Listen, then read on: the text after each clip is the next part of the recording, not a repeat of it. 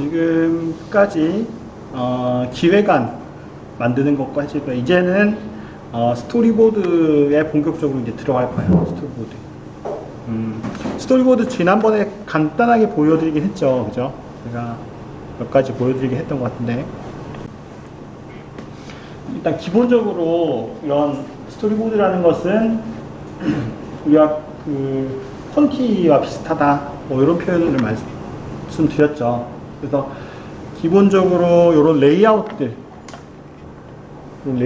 구성이 되어 있다라고 되어 있고, 그래서 우리 컨텐츠 보셨죠, 계속. 스토리보드를 자세히 보진 않았지만 컨텐츠는 지금 계속 많이 보았던 것 같아요, 그죠? 그거 생각하시면서 한번 비교를 한번 해보세요. 화면 구성이 되어 있는데 인덱스라는 것이 버튼이 여기 인덱스라는 것이 있네요, 그죠? 인덱스, 학습 흐름을 보여주는 거 이렇게 되어 있고, 그 다음에 요게 이제 메인 화면 같네요. 메인 화면 같고, 그 다음에 그 화면에 관련된 화면 설명이라는 또 항목이 있네요. 그 다음에 나레이션이라는 항목들이 이렇게 구성이 되어 있다. 그 다음에 상단에 보니까 이제 과정명, 우리 차시명, 그 다음에 학습 단계가 어딘지, 여기 보니까 지금 이제 러닝 단계니까 여기 러닝 표시를 했고, 화면 번호라는 것들이 표시가 되어 있네요. 이게 기본적인 스토리보드의 구성이다, 이렇게 이해를 하시면 될 것 같습니다. 스토리보드도 정형화된 형식은 없어요.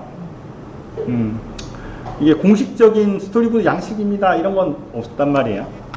그때그때 바꿔서 사용하면 돼요. 그래도 기본적으로 이제 항목이 한 요 정도 항목 들어간다, 이렇게 이해를 하시면 될 것 같습니다. 그래서 앞으로 이제 뭐 여러 가지 스토리보드 보여드리긴 할 텐데, 그걸 보시면 아시겠지만, 뭐, 나레이션이 오른쪽에 있는 것도 있고요. 나레이션 항목이 오른쪽에 위치한 것도 있고, 뭐, 그 다양합니다. 그렇게 이해를 하시면 좋을 것 같습니다. 이런 항목이 있고, 특징적인 게 또 뭐가 있나요? 뭐, 샵 번호라는 게 있는, 샵 번호, 그죠? 이 샵에 번호가 붙어 있는 거죠? 샵 번호. 네. 여기 보면, 나레이션에도 여기 샵 번호가 이렇게 붙어 있네요, 그죠? 이게 어떤 의미냐면, 이 나레이션이 제시가 될 때 이 도식이나 이미지들을 제시해 주세요 라는 의미입니다. 이건 약간 공통적인 거예요. 10번, 샵 10번 이렇게 하면 이제 나레이션이 시작일 때, 그런데 이걸 기획적으로 접근해서 라는 게 제시가 될 때, 이게 이 도식이 제시가 되고, 그 다음에 이건 맛있어서 줄을 선 게 아니라 라는 게 제시가 될 때, 이 11번이라는 도식이 제시가 되도록 해주세요 라는 그런 약속입니다. 이게 좀 특징적이네요, 그죠? 자, 이렇게 일단 이해해 주시면 되고, 기본적으로 요 화면에 나오는 요 텍스트들을 정렬을 한다든가 어떤 이미지들을 배치한다라는 작업을 갖다가 화면 구조화라고 보통 이야기해요. 화면 구조화한다, 이렇게 이야기해요. 화면 구조화한다. 그래서 이때 이 화면 구조화라는 것은 이런 텍스트들이나 아니면 이런 이미지, 지금 여기는 지금 뭐 도형으로만 되어 있지만, 이 도형 대신에 이미지들을 쓸 수도 있겠죠. 이미지를 쓸 수도 있다. 그래서 이런 것들을 조합해서 화면을 구성하는 것을 화면 구조화란다, 이렇게 이해를 하시면 되고, 그래서 지금은 이 화면 구조화를 어떻게 하면 좀 더 잘할 수 있을까에 대한 약간 이론적인 부분을 말씀을 드릴 겁니다. 이해되셨나요? 그래서 화면 구조화하는 것도 사실 과정마다 그때그때 다릅니다. 그때그때 다르지만, 보편적으로 요런 기준, 요런 관점에서 좀 하시면 좋으실 거예요 라는 차원에서 소개를 해드리는 거다, 이렇게 이해를 하시면 돼요. 자, 이해는 되셨죠? 여기 화면 구조화라는 게 뭐다. 그래서 그러면 이 화면 구조화라는 것은 우리가 교육심리에서 배웠던 뭐와 관련이 있을까요? 어떤 이론과 관련이 있을까요? 인지주의, 그죠? 얼마나 정보들 자극을 잘 받게 해서 저장을 장기기억적으로 잘 저장을 시키느냐와 관련된 인지주의와 관련이 있다, 이렇게 이해를 하시면 좋을 것 같습니다. 자, 먼저 정보의 질서 부여하기라고 제목을 붙여놨습니다. 왼쪽하고 오른쪽 그림이 있는데요. 어떤 게 조금 더 빠르게 와닿나요? 이해가 되시나요? 네? 왼쪽이 더 그런가요? 네. 그래요. 알겠습니다. 제가 좀 하고 의도는 이제 오른쪽이 좀 더.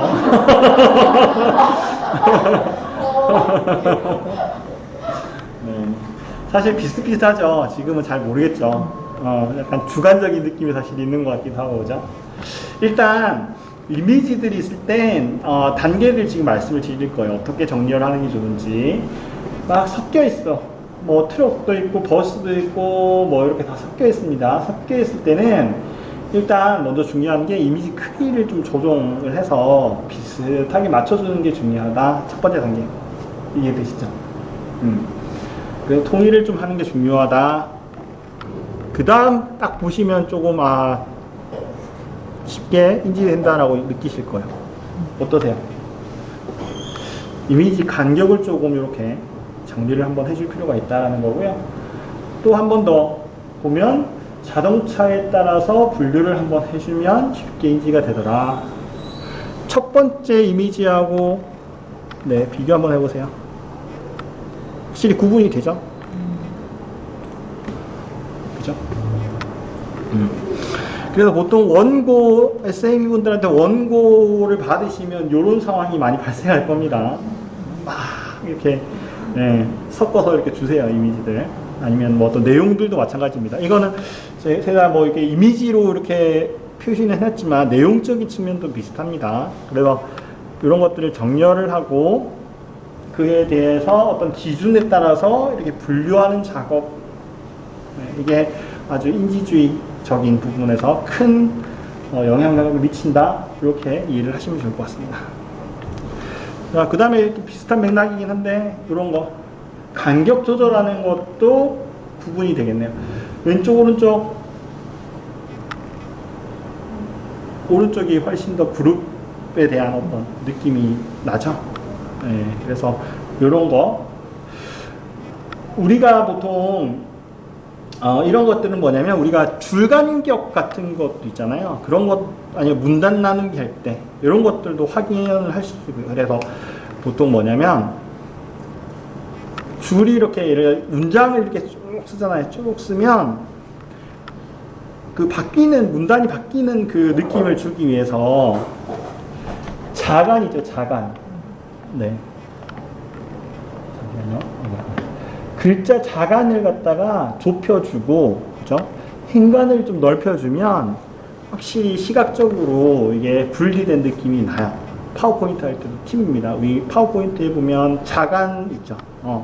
그것들 좀 조절해서 해주고, 그 다음에 행간을 이렇게 해주면 이게 다른 내용이구나 구분해 줄 수 있는 그런 요소들이 있다. 그래서 이렇게 한번 조정하는 것도 필요하다라는 거고요. 그 다음에 앞서서는 승용 뭐 이렇게 RV에서 이렇게 구분을 딱 별도 태그 없이 했지만 이렇게 앞에 태그를 달아주면 이렇게 태그를 달아주면 좀 더 구분이 명확해진다. 이렇게 이해를 하시면 좋을 것 같습니다. 그 다음에 이런 것도 있을 것 같아요. 자, 왼쪽 오른쪽 어떠세요? 왼쪽이 뭔가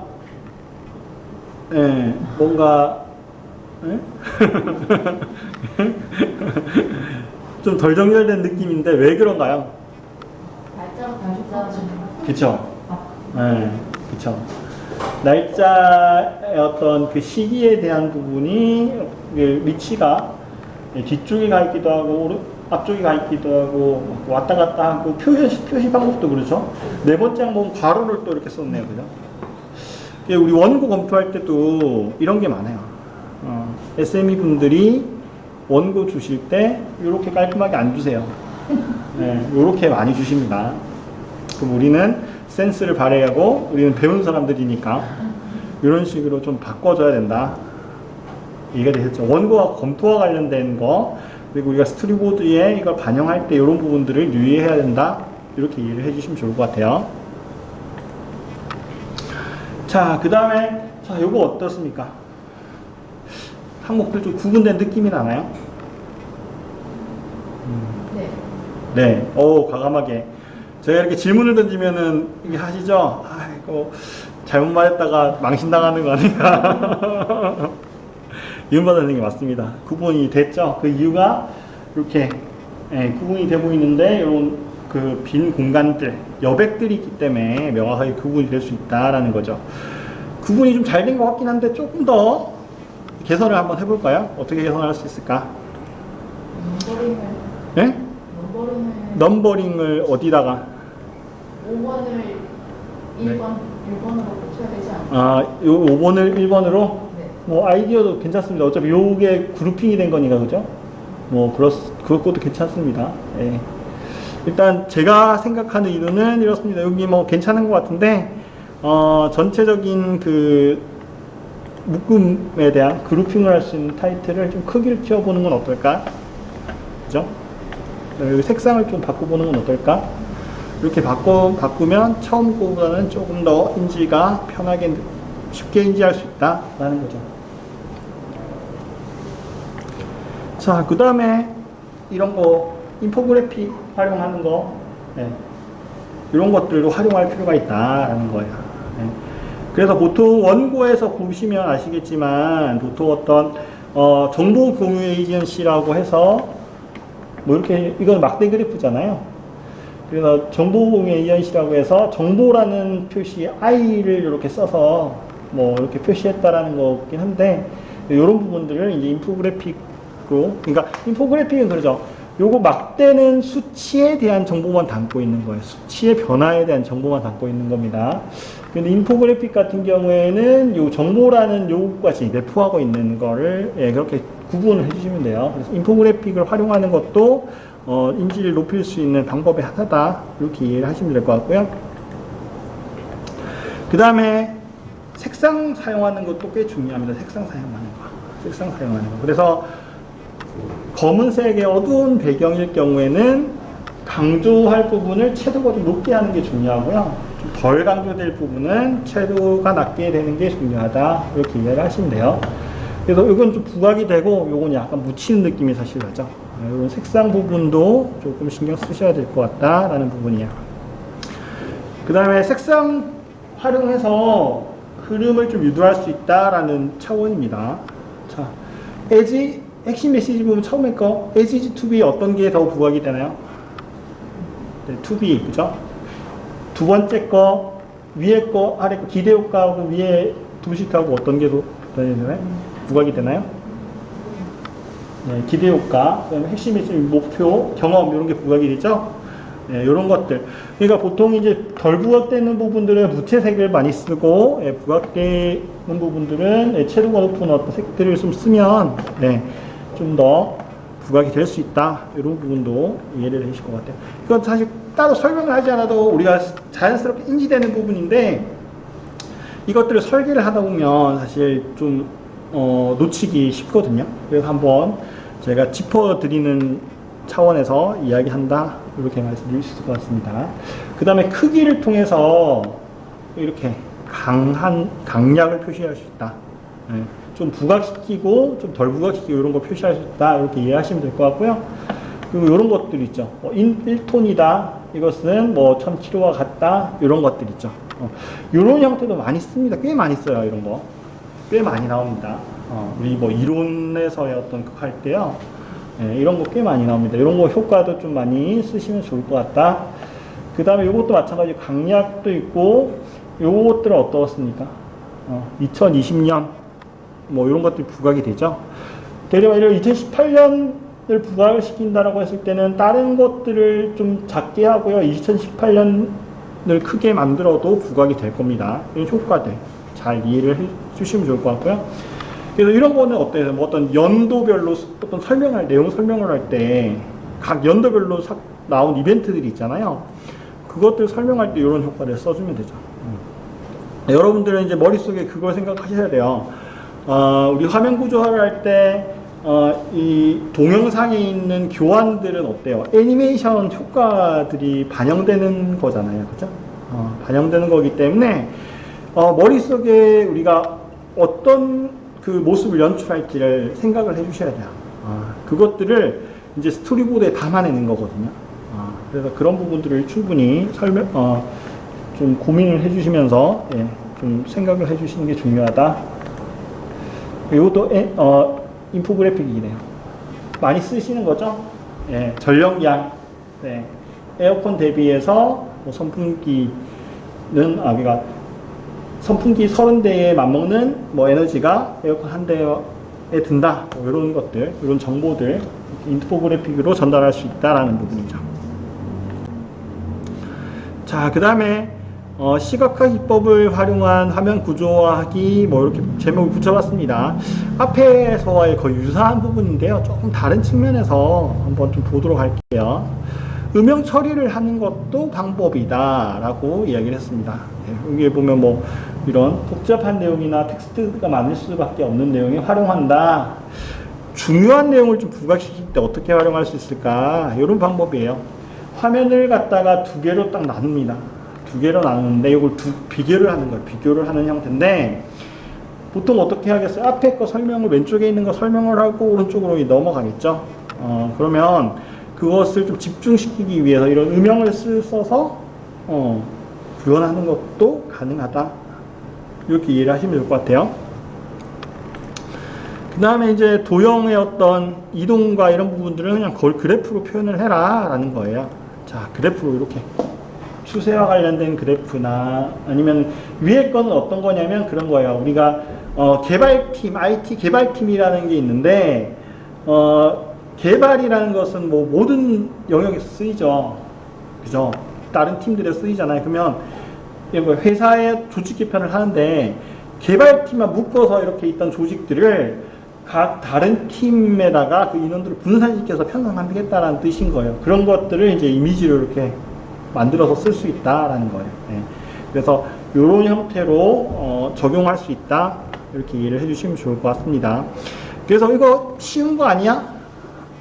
뭐 이렇게 생각하실 수 있잖아요. 이거 그냥 쉬운 거 아니야 라고 생각하시면 되는데 이게 어려운 이유가 뭐냐면 보통 원고에서는요 그래프로 표현을 많이 안 해주세요. 뭐 되어 있는 건 그냥 그대로 쓰면 되는데요.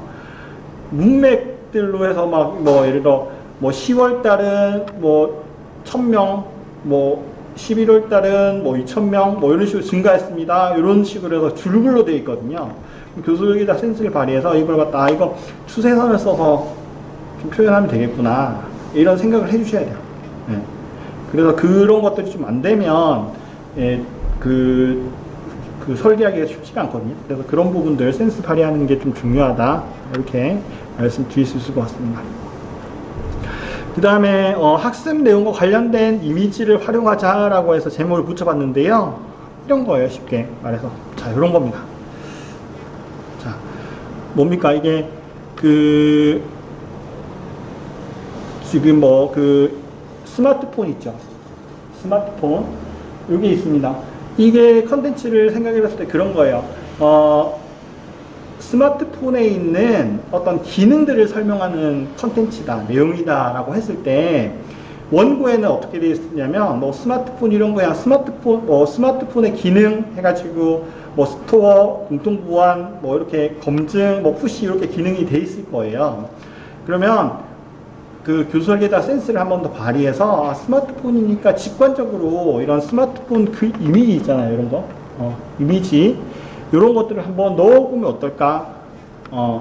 그래서 이게 스마트폰과 관련된 기능이니까 요것들을 이렇게 스마트폰을 넣고 관련된 기능들 기능들입니다. 이런 식으로 설명하는 화면을 구성해서 설명하는 건 어떨까? 이런 센스들을 좀 발휘해 주시는 게 좋다라는 겁니다. 이해가 되셨죠?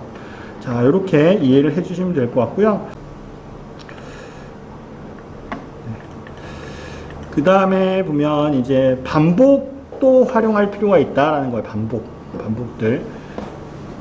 반복들은 뭐냐면 지금 여기 시각적 인지라고 해서 뭐 마트의 골든존을 찾아내는 과정이다, 행위다 뭐 이렇게 표현을 했는데 그런 거예요.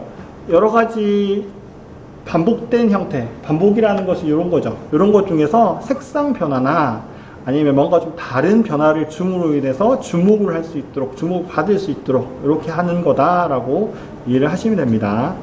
그래서 이 색상, 현재는 이 색상 변화로 이렇게 한 거고요. 자, 이거를 좀 설명을 드리면 쉽게 이해하실 수 있어요. 반복이란 건 뭔지 이해하실 수 있을 것 같습니다. 자, 우리 동계올림픽 이전에 했었잖아요. 그럴 때 쉽게 보실 수 있는 안내판 같은 것 같아요. 홈페이지를 만든다 아니면 컨텐츠를 만든다고 했을 때 직관적이죠. 예. 우리 동계올림픽에서 어떤 교통이 이렇습니다. 뭐 숙박은 이렇습니다. 경기장 위치는 어떻습니다. 뭐 의료시설은 이렇게 구비되어 있습니다. 보안을 위해서 이런 활동들을 합니다와 관련된 정보를 담고 있는 뭐 컨텐츠다라고 생각해 볼 수 있을 거예요. 그죠? 그렇다면 이렇게 여러 것 중에 우리가 이렇게 표현할 수도 있을 것 같습니다. 경기장이라는 것, 다른 것은 약간 명암을 사용을 하고 요것들 경기장이라는 그 아이콘만 좀 크게 부각을 시켜서 경기장에 대한 내용입니다. 이거는 그래서 이렇게 블라블라 해서 이렇게 인식할 수 있게 구성을 할 수 있을 것 같아요. 근데 반복이라는 부분 이런 거죠. 그대로 다른 것들 위치가 되어 있어요. 되어 있는데 앞서서의 어떤 그런 것들, 그러니까 관련된 정보들을 좀 더 부각시키는 것들을 통해서 여기에 대한 정보라는 것을 인식시키는 것. 이게 그냥 반복이라고 생각하시면 될 것 같습니다. 이런 걸 많이 써요. 그래서 저희가 흔히 말할 때 교수 얘기할 때 탭 쓴다라고 뭐 그렇게 이해해. 탭 있죠, 탭. 보통 보면 어디 홈페이지 갔을 때 정보들이 많이 있을 때 이게 클릭하면 유목화돼 가지고 클릭하는 거 있죠. 그런 것들. 잠시만 제가 쉽게 설명을 좀 드리면 이런 거 있죠. 이런 거. 테크. 과학. 그쵸. 어쨌든 요게 요 하위에 유목화가 되어 있고 그 다음에 요게 이제 실질적으로 색상이 바뀜으로 인해서 여기에 대한 정보를 담고 있구나. 요것도 반복의 하나인 거죠. 그래서 그냥 보통 현업에서는 이걸 탭이라고 보통 이야기 하거든요. 이런 것들도 많이 써요. 그래서 컨텐츠들을 좀 자세히 보시면 이렇게 그 반복들이 활용된 것들 이런 것들도 있다. 자, 이것도 반복의 하나의 건데 이런 거 있죠. 뭐 정보 서비스 정보화나 기관 정보화, 뭐 정보화 관련된 유형들이 뭐 이렇게 있습니다. 예. 그래서 그 중에서 기관 정보화라는 부분은 뭐 이렇게 해서 이렇게 됩니다라고 해서 장표를 좀 구성할 수도 있죠. 근데 조금 더 여기서 좀 욕심을 낸다면 그냥 여기에 좀 보니까 색상들이나 표시가 좀 안 돼 있어서 그죠? 제대로 좀 구분이 안 되어 있는데 이런 부분들 약간 좀 더 어둡게 한다든지 명암 조절을 하고 여기만 좀 부각을 시켜서 좀 더 보완을 할 수도 있을 것 같아요. 그죠? 그런 부분들. 그 다음에 이제 인가적 활용이 중요하다라고 되어 있는데 이거는 뭐 기호 활용한다고 생각하면 될 것 같아요. 자, 기본적으로 뭐 위에서 아래로 화살표들이 있죠. 이런 거 활용하는 거, 이런 것들. 그 다음에 이제 사각형보다 원형으로 해야 된다. 작은 것보다 큰 것으로 해야 된다. 이런 것들. 그래서 지금 계속 제가 반복해서 말씀드리는데 이거 그냥 보면은 쉽죠. 지금 이거는 왜냐면 도형을 갖다가 이렇게 해놓은 거 설명만 하는 거니까 보면 쉽긴 한데 우리가 계속 염두에 둬야 되는 것은 원고는요 이렇게 정리가 돼서 오진 않아요. 줄글로 된 것들 갖다가 어떻게 이렇게 표현할 건가를 계속 고민해야 되는 거기 때문에 쉽지는 않다라고 그렇게 이해를 하시면 될 것 같아요.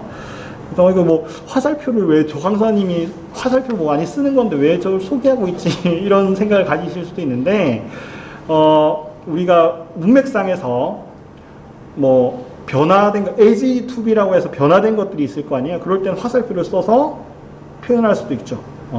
그래서 그런 부분들이 있기 때문에 이런 것들 을 조금 소개를 해드린다 이해해 주시면 좋을 것 같아요. 그리고 이런 것들 화살표를 써서 뭐 이러한 항목들 참여 증진과 공유와 소통 강화를 통해서 뭐 한국 브랜드 강화를 하겠습니다. 뭐 이런 것들 있죠. 이런 내용들을 이렇게 표현할 수 있다. 그러면 이제 그거죠. 원고에는 브랜드 강화를 하기 위해서 국민들의 참여 정치인이 필요하고 달라진 공유, 원활한 공유가 필요하고 그다음에 정보와 생각의 소통이 강화돼야 됩니다. 이런 줄글들이 있단 말이야. 줄글들을 이렇게 표현하는 게 중요하다. 그렇게 생각을 하셔야 돼요. 자, 그 다음에 질문들. 질문들을 활용하는 게 중요하다라는 겁니다. 이거는 아마 계속 수업 들으시면서 느끼셨죠? 제가 수시로 질문 던지는 거. 아마 선생님들도 이제 그 우리 활동들, 이렇게 기획안 활동들 하는 부분에서 뭐 질문을 던지겠다 이런 말씀 해주신 거 보니까 충분히 이해하시는 걸로 알고 있고, 이런 겁니다. 그죠? 왜 이런 질문들, 왜 중요한가요? 이런 질문들을 이렇게 정리를 해서, 그래서 이게 원고회 같은 경우에는 보통 질문들을 활용하시는 SME도 있는 반면에 활용하시고 그러니까 평서문으로 쓰시는 분들이 계세요. 줄글로 평서문으로 계속 제시하는 분들이 계신데, 교수 설계자는 좀 센스를 발휘해서 이거 조금 환기시켜야 될 필요가 있는데, 아니면 생각을 좀 하게 만들 필요가 있을 텐데, 이런 생각이 든다면 이런 질문들을 갖다가 한번 추가로 해서 넣는 방법도 좋다, 이렇게 이해를 하시면 좋을 것 같습니다. 되셨죠? 자, 그 다음에 표현의 국대화 구법을 활용하면 구조화학이라고 해서, 자, 이렇게 되어 있습니다. 정보 우선순위를 좀 가져가야 될 것 같다라는 거예요. 이것은 뭐냐면, 우리가 인지적인 측면에서 봤을 때도 화면을 구성하는 것도 사실 중요한데, 내용 전개를 어떻게 해야 되느냐, 요 관점입니다. 요 관점. 그래서 정보 우선순위를 이렇게 가는 게 좋을 것 같다라는 겁니다. 일단 두 갈씩을 많이 선호해요. 두 갈씩. 앞에 핵심 메시지를 넣고요. 배치를 하고, 그 다음에 이렇게 생각하는 이유는 이러합니다. 근거를 제시한다라는 거예요. 네, 그래서 우선순위를 두 갈씩으로 하는 게 좋다라고 제가 말씀드리고, 이것도 마찬가지예요. 원고 자체가 강사님들의 어떤 그 백그라운드, 가지고 있는 역량에 따라서 그냥 뭐 이렇게 잘 정리해 주시는 분도 계세요. 잘 정리해 주는 분도 계시지만, 보통 기술 쪽 이런 또 교수님들 같은 경우에는 원고 정리가 잘 안 되는 경우도 있거든요. 그런 게 있기 때문에 교수 설계자가 좀 센스를 발휘해서 그 내용 전개되는 구성 있죠. 그런 것들도 조금 수정할 필요가 있어요. 그래서 이런 부분 같은 경우에 특히 원고 검토할 때 좀 신경을 좀 많이 써야 되는 부분입니다. 그 다음에 이제 표현을 할 때, 우선순위를 표현할 때 기본적으로는 핵심 메시지가 상단에 온다. 상단에 오고, 그 다음에 관련된 이미지가 위치를 하고, 그 다음에 관련된 세부 내용이 이렇게 배치가 된다. 화면상에서 이렇게 이해를 해주시면 좋을 것 같아요. 자, 여기까지 이해되셨나요? 네. 그 다음에 이제 이런 거 같은 경우에는 우리가 애니메이션을 보통 활용할 수 있다라고 계속 말씀드렸잖아요. 우리 컨텐츠에서. 그러면 보통 우리가 항목들 구성을 할 때 보통 이런 4개의 항목들, 핵심 어떤 내용들을 있고, 그 다음에 애니메이션이 전략 1, 2, 3, 4 이런 식으로 제시가 된다라고 했을 땐 이런 거예요. 순서를 갖다가 우리 인지 구조상 어떤 순서로 해야 되냐면, 핵심 메시지에서 메인 중앙으로 오도록 하고요.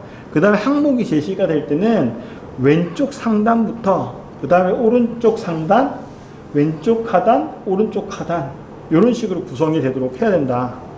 시선이 그렇게 되도록 해야 된다라고 이해를 하시면 될 것 같아요. 자, 그 다음에 앞에서의 어떤 내용들하고 비슷해요. 그래서 이런 무채색이나 색상들을 통해서 as is to be, 이렇게 표시를 할 수 있다. 이해를 하시면 좋을 것 같고요. 자, 그 다음에 요약 부분들 말씀을 드립니다. 내용이 많을 경우가 있죠. 내용이 많은 내용들을 화면에 담아야 될 경우가 사실 있을 수 있습니다. 그게 어떤 경우냐면, 어떤 것들을 비교해야 되는 것들, 내용들이 있죠. 비교해야 되는 것들, 이런 것들을 담을 때 내용이 많음에도 불구하고 화면에 담아야 되는 경우가 있을 텐데, 이런 것들을 활용하는 방법이 있을 것 같아요.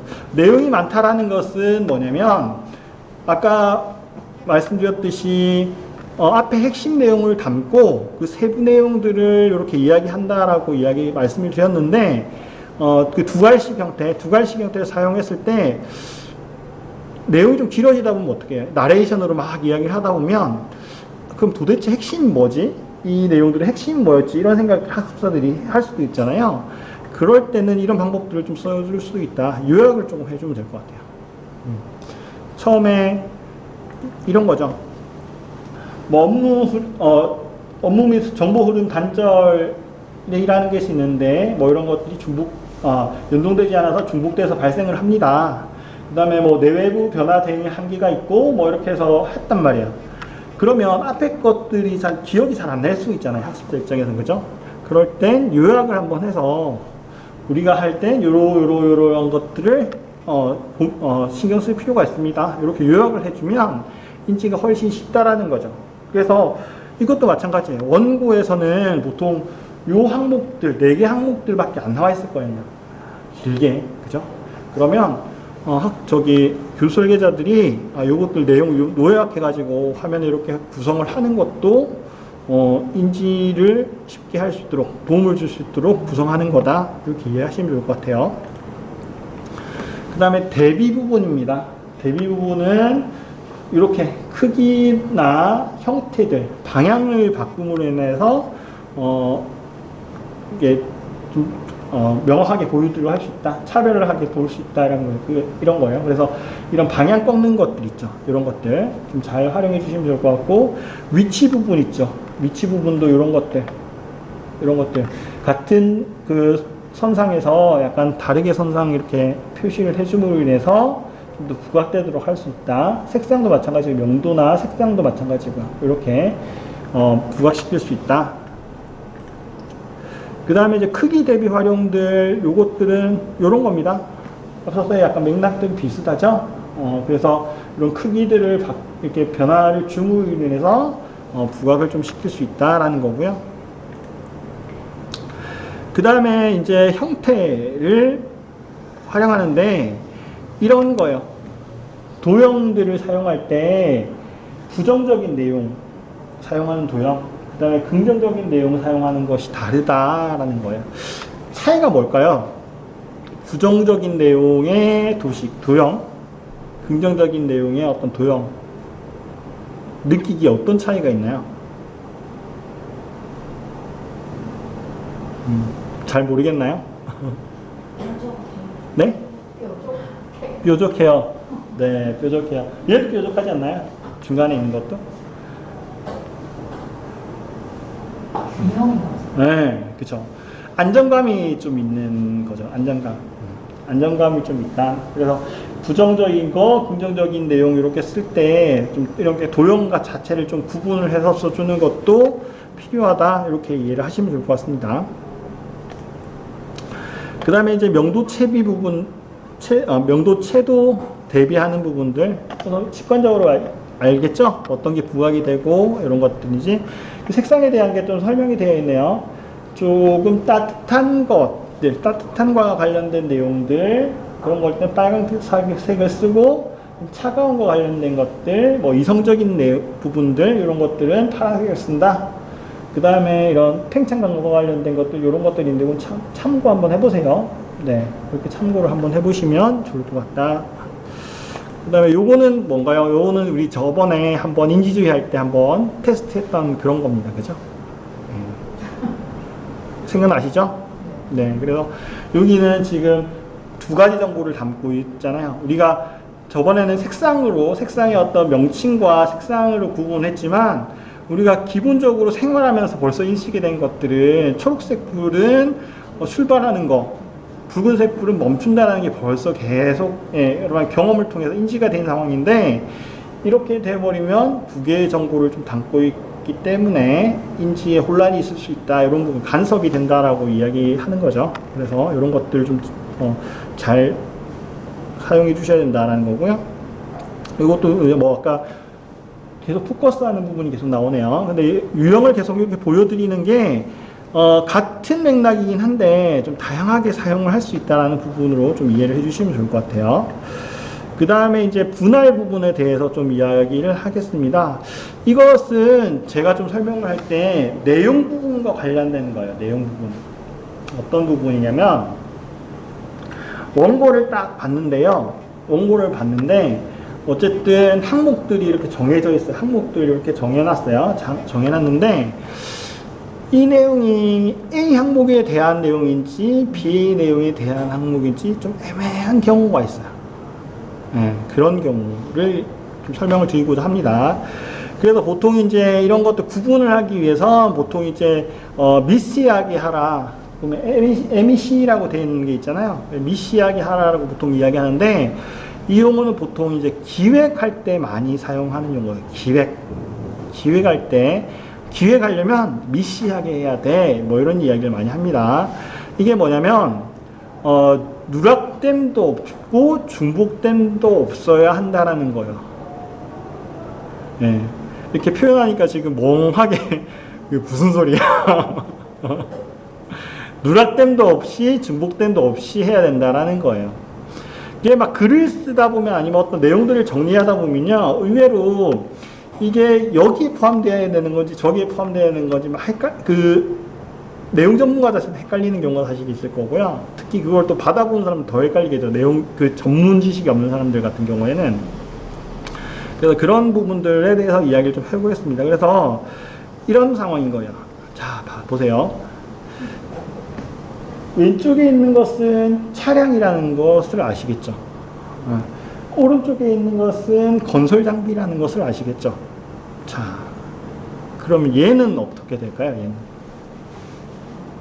얘는 건설 장비의 차량이에요. 애매하죠? 여기 갖다 붙여도 특징이 있는 것 같고 저기 갖다 붙여도 특징이 있는 것 같잖아요. 그죠? 이런 경우인 겁니다. 그러면 규설계자가 이걸 봤을 때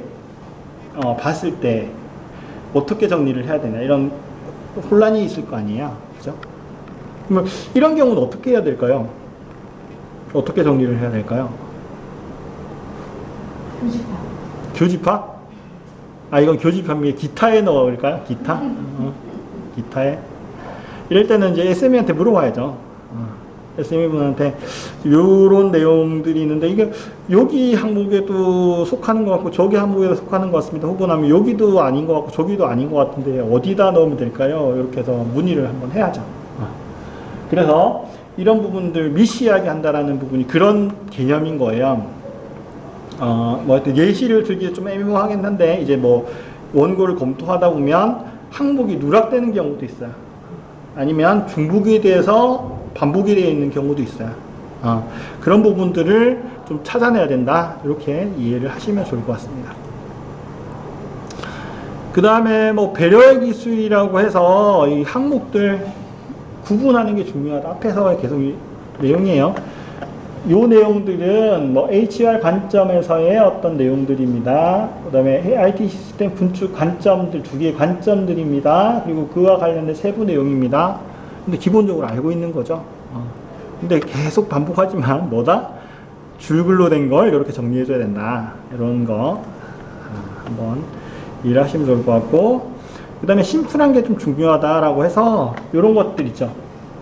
한 화면에서의 도형을 쓸 때는 4개를 좀 넘지 않도록 해야 된다는 거예요. 4개.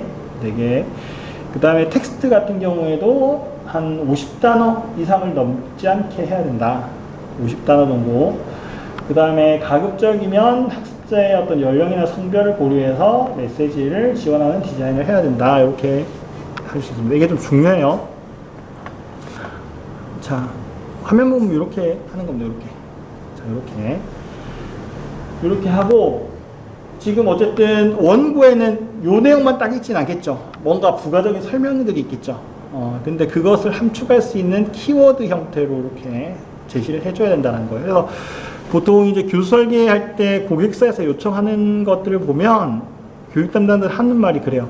키워드 중심으로 화면 설계해 주세요. 이런 요청 많이 해요. 키워드 중심으로 많이 해주세요. 화면을 좀 심플하게 구성해 주세요. 이런 뜻이에요. 네. 그래서 보통 우리가 쉽게 그냥 가장 그 교수 설계자분들이 신입 교수 설계자분들이 회사 입사를 하면 보통 이제 기존에 이제 했던 교수 설계 뭐 산출물들 보여주면서 이거 똑같이 한번 해보라고 이렇게 하잖아요. 이렇게 해서 트레이닝 한다고 제가 말씀드렸잖아요. 그럴 때 가장 좀 많이 잘 안 되시는 게 그런 거예요. 이렇게 키워드 잡고 하는 게 안 되고 보통 이제 문장 있죠. 문장 그냥 갖다 붙여. 복붙해가지고 하다 보면 한 그 화면에 그 내용들이 많아져요. 많아지고 정리도 좀 안 된 느낌이 있고 이런 경향을 많이 보이거든요. 아마 여러분들도 아마 비슷할 거예요. 처음 시작하면. 그래서 그걸 계속 이제 이 실습하면서 트레이닝 할 거거든요. 그래서 그런 부분들을 가능한 이렇게 좀 심플하게 할 필요가 있다라는 거고요. 그래서 그런 방법 중에 하나가 뭐냐면, 아주 쉽게 하는 방법들 중에 하나가 뭐냐면, 우리가 종결어미 있죠. 종결어미. 문장 뭐뭐 했습니다. 뭐 이런 종결어미를 갖다가 명사형으로 바꿔주는 거예요. 명사형. 명사형. 뭐뭐 했음. 네, 이런 식으로 바꿔주는 거. 네, 그 명사형으로 바꿔주는 것만 해도 좀 더 깔끔해 보이거든요. 그래서 화면에서는 종결어미는 그 동사형 종결어미를 쓰지 않고 명사형 종결어미를 쓰도록 그렇게 해주셔야 돼요. 네. 근데 그 약간 예외 사항이 있긴 있어요. 예외 사항이 있는 경우는 뭐냐면 보통 이제 예를 들어 법령 같은 거 있죠. 법령 같은 경우는 제가 가능하면 그 손대지 말라고 이야기를 해요. 법령 같은 거 있거든요. 저 아까 내가 법제처 사이트 한번 보여드렸잖아요. 아까. 예. 그래서 법령 원문들 혹시 보신 분들 계시는지 모르겠지만, 법령 원문들은 보면요. 이게 꼬여 있어요. 막 꼬아놨어요. 그죠? 뭐 하지, 아니한다. 뭐 이런 식으로 해놨어요. 근데 그거를 이제 이해를 해서 손을 딱 대버리잖아요. 대버리면 의미가 완전 바뀌어버려요. 그래서 그런 경우는 가능한 명사형으로 하지 말고 그냥 그대로 그냥 복붙해서 쓰는 걸로 이렇게 가라고 말씀을 드리는데, 그런 경우가 아니고 법령 외에 그냥 일반적인 것을 우리가 기본적으로 이해할 수 있는 수준이잖아요. 그런 경우에서는 그 명사형 종결어미를 좀 써주시는 걸로 이렇게 해주시면 좋을 것 같습니다. 자, 그 다음에 이제 이런 것들. 네. 아까 그 이미지들 있죠? 이미지들, 인포그래픽과 약간 유사한 그런 부분인데, 밑에 이제 어떤 텍스트들과 아울러서 어떤 그 아이콘들 있죠? 아이콘들을 이렇게 해서, 네, 그 연계 시스템 취합과 그다음에 시스템 특징이 합해진 다음에 시스템 튜닝을 하는 것이, 레볼루션 2.0입니다. 뭐, 이렇게 표현을 하는 거. 이런 것들이 화면을 좀 심플하게 만들어주는 이런 활동이다. 그렇게 이해를 하시면 좋을 것 같습니다. 자, 여기까지 지금 빠르게 이렇게 소개를 했어요. 빠르게 소개를 했는데, 이 장표는 추가로 제가 또 공유를 해드릴게요. 그래서 이거는 그냥 계속 보셔야 돼요. 계속 보시고 연습을 하셔야 돼요. 그냥 빠르게 이렇게 넘어가는 경우는요, 그냥 이건 일반화된 거기 때문에 제가 케이스 바이 케이스로 이걸 설명을 다 드릴 수는 없어요.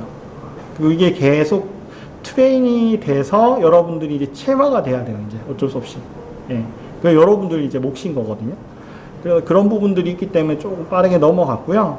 그래서 여기까지 일단 설명을 드렸는데 혹시 궁금하신 사항 있으시면, 네, 질의응답하고 좀 넘어가도록 할게요. 없으신가요? 네. 이 부분은 좀 내용 알기는 알겠는데, 그죠? 그 뻔한 이야기인 것 같기도 하고, 그죠? 예. 근데 아마 원고를 조금 받아보시면 좀 느낌이 달라지시지 않을까라는 생각이 듭니다. 지식 디자이너